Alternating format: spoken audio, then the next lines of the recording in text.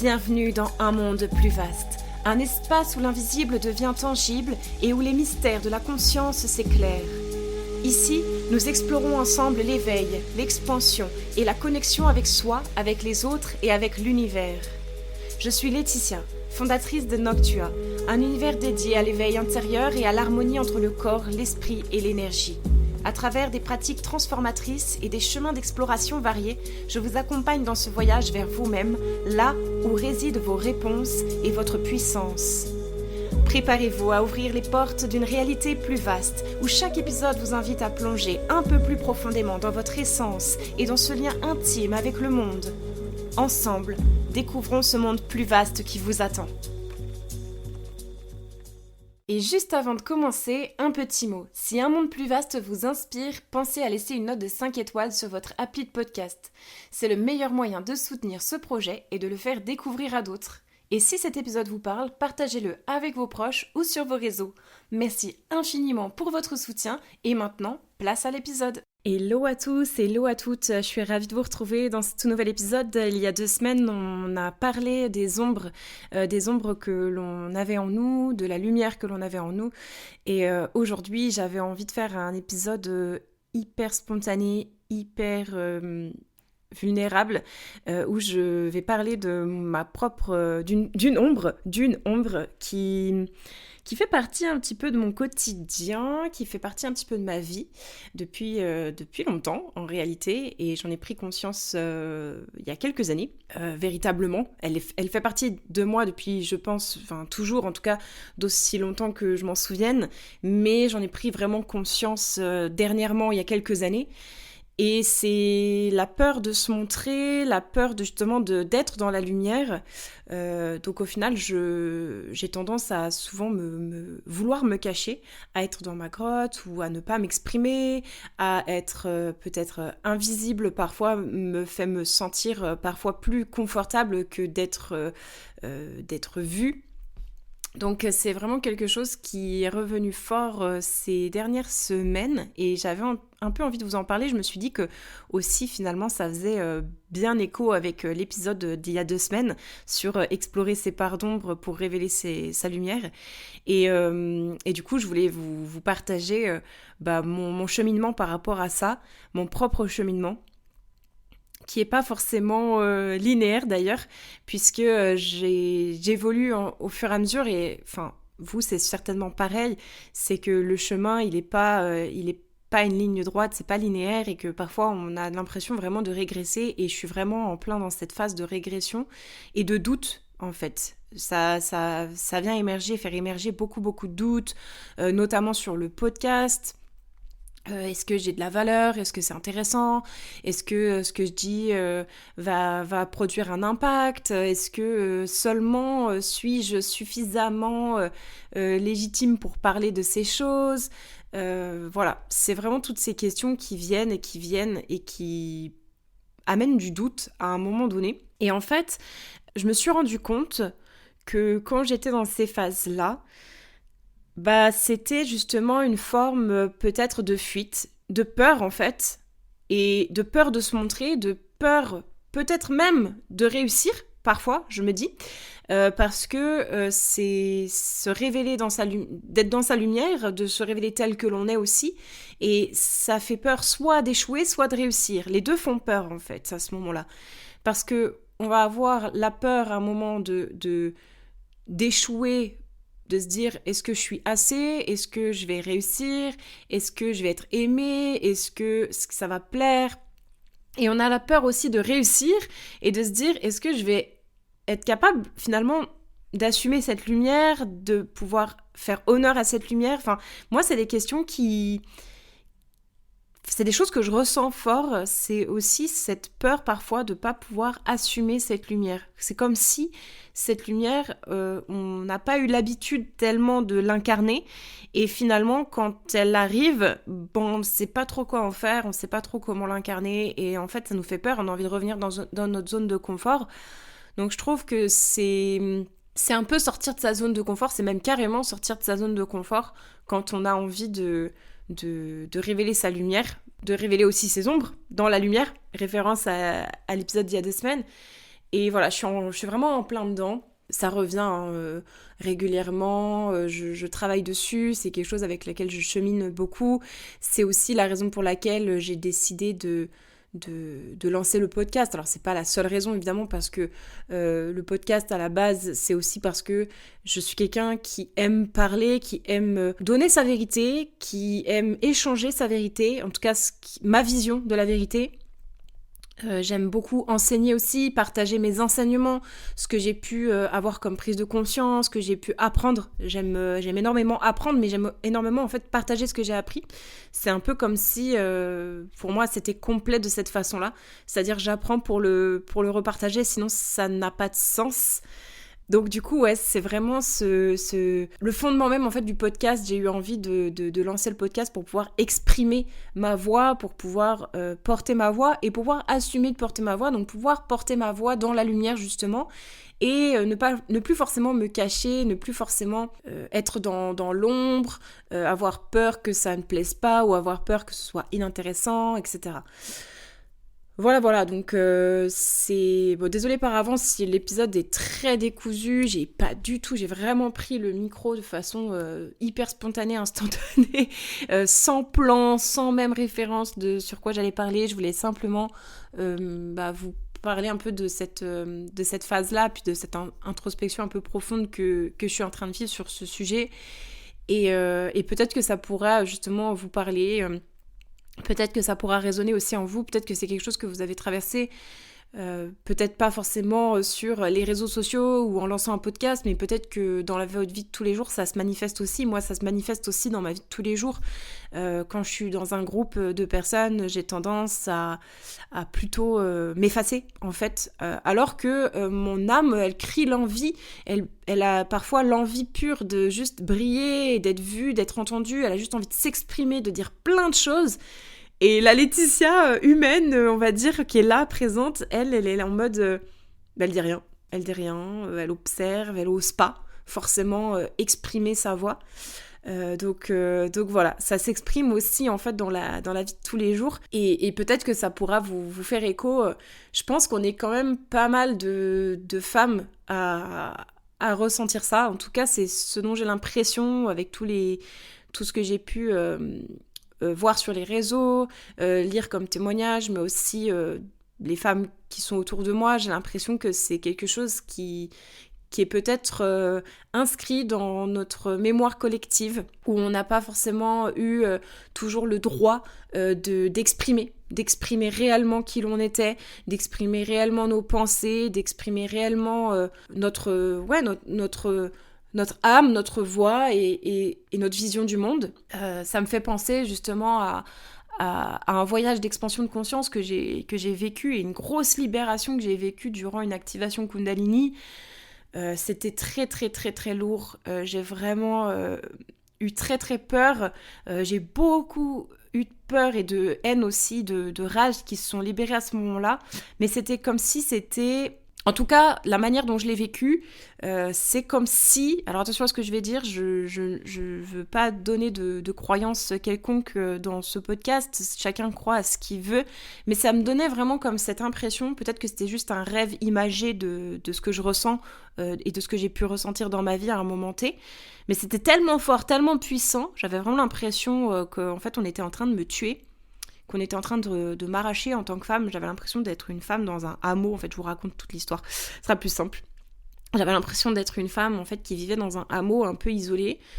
Et d'un coup, en fait, on m'a arraché. On est venu m'arracher, en fait, à cette vie paisible que j'aimais vraiment profondément. Et puis, on m'a, en fait, tuée. On m'a tué, on m'a brûlé. Et en fait, j'ai ressenti dans mon corps, ça va vous faire flipper de venir en activation Kundalini après, mais voilà, c'est le genre de voyage qu'aussi on peut vivre. C'est pour ça que j'insiste toujours sur ça, c'est que c'est parfois très inconfortable, les sessions, c'est pas toujours la joie et la vitalité. Parfois, on va vraiment dans des profondeurs assez deep. Et là, pour le coup, j'avais l'impression de libérer une mémoire ancienne, quoi. Alors, je sais pas si c'est, selon les croyances, une vie antérieure, ou si c'est simplement mon esprit qui a créé ce rêve et imagé de cette façon-là, de façon symbolique, et que mon corps l'a vécu de cette façon-là pour exprimer des émotions telles de peur et de rage qu'il a pu peut-être ressentir à un moment T de sa vie. Mais c'était tellement puissant, j'ai tellement hurlé en fait de peur et de souffrance dans la salle qu'à ce moment-là on se dit mais attends, c'est pas possible, c'est pas ici et maintenant que j'ai vécu ça. C'est trop fort, c'est trop puissant. Alors voilà, là ça amène d'autres questions. Ce sera le sujet peut-être d'un autre épisode purement débat spirituel et philosophique sur est-ce que les vies antérieures existent, est-ce que tout ça existe et que du coup on vient aussi libérer des mémoires à ce point-là aussi profondes et anciennes. Mais bref, pour revenir au sujet en fait de base d'aujourd'hui, c'est que à ce moment-là j'ai pris conscience que j'ai vraiment la peur viscérale dans mon corps en fait d'être vue, parce que être vue c'est forcément on va m'arracher mon bonheur, on va m'arracher à cette vie paisible, on va m'arracher peut-être qui je suis, mon authenticité. Je n'ai pas le droit d'exister tel que je suis. J'ai vraiment très fort, j'ai pris conscience avec une coach à l'époque. J'avais commencé un coaching un peu de développement, pas spirituel, pardon, développement personnel, où en fait on venait explorer les émotions, etc. Bref, c'était sous format de coaching de questions, en fait, hein, donc c'était pas du tout thérapie par le corps, mais plus par la parole. Et pour le coup, à ce moment-là, j'avais déjà conscientisé que j'avais vraiment une peur profonde d'exister, donc le truc hyper profond, quoi. Et je me suis dit, waouh, c'est grave, quoi, parce que d'avoir peur d'exister, ça remet tout en question finalement. Ça remet vraiment tout en question. C'est-à-dire que la nana, la meuf, elle a peur de parler, elle a peur de se montrer, elle a peur d'être vue, elle a peur... Et pourtant, vous allez me dire, et c'est vrai, c'est que tout ce que je fais dans ma vie depuis aussi longtemps que, pareil, que je puisse remonter, dès que j'ai pu choisir ma profession, ma voie, dès que j'ai pu choisir ce que je voulais faire, et puis même avant quand je rêvais, quand j'étais petite, de quel métier je voulais faire, c'était chanteuse, artiste, enfin c'était que des trucs sur scène, que des trucs où on se montre à fond, on se montre vulnérable, on montre ses émotions, on montre qui l'on est, c'était que des trucs où, après forcément je suis devenue danseuse de pole dance, voilà, là c'est montrer en plus son corps, c'est montrer sa sensualité aussi, sa féminité, j'ai choisi que des voix comme ça, et encore aujourd'hui avec le podcast, là, tel que je vous exprime ma pensée et puis ma personne en fait, mon introspection profonde, pareil quoi, je me mets sur le devant en fait de la scène. Donc il y a toujours, j'ai l'impression, cette dualité en nous, que ce qui nous fait le plus peur et ce dont on a le plus besoin finalement de travailler, ce dont on a le plus besoin d'aller au-delà, c'est aussi justement les voies qu'on choisit finalement pour, entre guillemets, guérir, pour se libérer en fait de ça. En tout cas, j'ai vraiment l'impression, je sais pas si ça pourra vous parler et résonner en vous, et si ça fait écho dans votre quotidien ou dans votre expérience de vie, dans votre chemin, mais c'est vrai que pour ma part, je trouve que c'est assez duel, quoi, parce que j'ai vraiment cette peur viscérale, et en même temps, j'ai envie de m'exprimer, ça donne encore plus l'envie, en fait, de s'exprimer, etc., parce que c'est quelque chose, du coup, je pense que ça, c'est encore peut-être un autre sujet, mais je pense que nos peurs sont véritablement des boosters, en fait, de ce que l'on doit libérer et guérir, parce que ce dont on a le plus peur, c'est finalement les choses vers lesquelles on a le plus envie d'aller. Voilà. Voilà, c'est une réflexion comme ça, mais voilà, c'était pour vous partager un petit peu cette introspection, ce moment de réflexion que j'ai. Donc rien que le fait d'avoir pris le micro là, et de vous avoir exprimé ça me rebooste. J'ai pas du tout, attention, c'est pas du tout un épisode pour dire que j'ai envie d'abandonner le podcast ou quoi que ce soit. Même si par moment, évidemment, ce genre de pensée pop, et je pense que c'est encore une fois tout à fait normal. Depuis toutes ces années d'entrepreneuriat, j'ai entrepris beaucoup de choses, et c'est des doutes qui ont toujours fait surface, et il faut juste en fait ne pas forcément les écouter. C'est en tout cas ce que je fais actuellement. Est-ce que c'est la meilleure des solutions ? Alors je fais pas que ça, parce que j'essaie de travailler en profondeur aussi sur vous voyez, je vais explorer quand même hyper en profondeur mes émotions et mes peurs. Donc notamment là, cette peur de briller, cette peur de se montrer, d'exister, etc. Mais c'est vrai que quand il y a des doutes qui se manifestent, le meilleur moyen pour s'auto-saboter, c'est de répondre à ces doutes et de les écouter, de ressasser en permanence et d'être dans ces doutes-là. Donc c'est vrai que j'essaye au plus possible de libérer et puis de garder mon cap. Donc le podcast continue évidemment. En plus, j'avais envie justement de le faire évoluer. J'ai vraiment envie de me montrer de plus en plus authentique, justement de plus en plus authentique, vulnérable, en tout cas d'essayer d'y tendre le plus possible, de prendre le micro, d'avoir l'impression juste de parler avec des amis, un groupe d'amis, et je vous considère comme tel d'ailleurs. C'est pour ça que je vous appelle un peu ma tribu. J'ai envie de vous parler en fait à cœur ouvert vraiment, parce que c'est quelque chose qui me tient énormément à cœur. Si je fais ce travail aujourd'hui, si je fais ce métier de facilitatrice notamment, mais pas que, de thérapeute, et même par le passé, quand j'étais coach sportif, coach en pole dance, enfin, j'ai toujours œuvré et fait avec le cœur, j'ai toujours suivi le plus possible mon intuition, mon instinct, mon cœur, et fait les choses dans cette direction.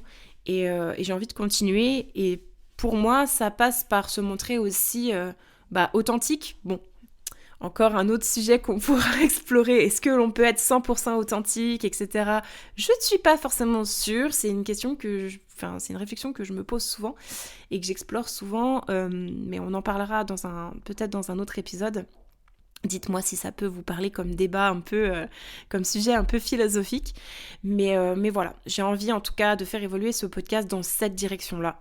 Et pas forcément envie de structurer à mort, de faire quelque chose de parfait, parce que je retombe très souvent dans ce syndrome de la perfection, parce que forcément, vu que j'ai peur de pas être assez parfaite, que de pas être assez, de pas être suffisante, d'avoir la peur d'exister, forcément en fait ça amène son lot derrière de doutes, et puis ça amène du coup des actions où on a envie de peut-être parler de ça, parce qu'on va se dire ça va peut-être plus marcher, etc. Mais moi en fait c'est tellement à l'inverse de mon fonctionnement, je fais les choses tellement de façon spontanée. En gros, moi je me lève le matin, j'ai un sujet qui me traverse, j'ai juste envie de le partager, quoi. Et d'ailleurs ça saoule mon entourage, parce que je parle parfois même dès le matin comme ça au café, quoi, et je peux partir en débat super long. Enfin là déjà cet épisode, je sais pas combien de temps il dure, mais voilà, je voulais faire un truc hyper rapide, et voilà, ça fait déjà quasiment 20 minutes qu'on parle, quoi. Donc voilà, en gros c'est ma patte, c'est ma façon d'être, c'est qui je suis, et j'essaye au plus possible d'apporter de l'amour à ces parts-là, et de les exprimer. Donc voilà, je pense que le podcast va se diriger de plus en plus, tendre de plus en plus vers ça, et il y aura aussi bien sûr d'autres choses. J'ai envie aussi de vous faire beaucoup pratiquer, je vous l'avais déjà dit. C'est vrai que du coup, en faisant que un épisode toutes les 2 semaines, je suis toujours, finalement des fois j'ai beaucoup de sujets que j'ai envie d'aborder, et puis du coup j'ai pas forcément le temps de tout faire, donc j'espère que je pourrai aussi vous apporter plus de pratique, parce que je trouve que l'expérimentation c'est aussi le plus important. Je vous fais des épisodes qui sont, je l'espère en tout cas, pas trop théoriques. L'idée c'est pas de parler théorie ici, c'est vraiment d'expérimenter. Et même si pour le coup, là, on n'expérimente pas forcément, parce que je parle et que vous n'êtes pas forcément directement en expérimentation d'une respiration ou de quelque chose, je pense que c'est quand même une expérimentation, parce que je vous parle de mon vécu, je vous parle de vraiment ce qui se passe à l'intérieur de moi, et je pense que du coup ça peut vous faire des déclencheurs, ça peut vous faire écho, et c'est pour ça que j'ai envie de tendre vers ça, parce que vraiment j'ai envie que ce podcast ne soit pas juste un podcast de plus théorique où on parle des bienfaits du breathwork, des bienfaits de l'activation Kundalini. Je me dis que c'est des épisodes qui marcheraient sûrement, et peut-être que je les ferai quand même, parce que voilà, j'en parle beaucoup, puis ça peut toujours être intéressant, mais c'est vrai que j'ai pas envie que le podcast devienne juste une banque de données ou que l'on peut trouver facilement sur internet, et qui en fait nourrit encore une fois le mental, nourrit l'esprit, mais ne nourrit pas le cœur et ne nourrit pas le corps. J'ai vraiment envie que vous puissiez ressentir les choses dans vos émotions, dans vos tripes, que vous puissiez expérimenter par le corps et par l'esprit. Et voilà, moi je suis quelqu'un qui aime énormément débattre aussi, enfin avoir des sujets hyper profonds, spirituels, philosophiques aussi, donc j'ai envie aussi d'aller vers ces sujets-là, même si ça peut me faire peur, parce que je me dis, bah, est-ce que ça va être cohérent, est-ce que ça va être bien reçu, est-ce que ça va être légitime aussi, je veux dire, je suis pas non plus une philosophe, quoi, enfin voilà, mais en tout cas, ce sera avec joie et grand plaisir que je pourrai vous partager tout ça. En tout cas, ça me procure énormément de joie de pouvoir vous partager ça, et ben voilà, dans quelle oreille ça tombera, on verra. En tout cas, faites-moi vos retours, grand volontiers. Je vous écoute, je vous lis avec grand plaisir. Vous pouvez m'écrire sur Instagram, sur l'Instagram de Noctua Experience, ou m'écrire directement dans notre groupe Telegram ou groupe WhatsApp que l'on a en privé pour ceux qui y sont. Mais voilà, en tout cas, je vous remercie pour vos écoutes, je vous remercie d'être de plus en plus nombreux, parce que malgré tout, je vois les écoutes grimper, donc c'est quelque chose qui me fait me dire que voilà, vous êtes présents, vous êtes ici, il y a quand même des gens qui écoutent. Donc ça me fait très chaud au cœur, et ça me fait flipper aussi à la fois. On va pas se mentir. En tout cas, voilà, j'espère que cet épisode vous aura plu malgré tout, que même s'il n'était pas très structuré, pas très écrit ou quoi, voilà, j'avais envie de faire un partage avec le cœur. Je vous embrasse et on se retrouve très vite pour un prochain épisode. Je vous fais des gros bisous et j'ai hâte de vous retrouver aussi dans les prochaines sessions que l'on a ensemble en présentiel à Genève et Annecy. N'hésitez pas à aller voir les dates qui restent encore de disponibles. Je vous aime fort fort fort. Gros bisous, ciao.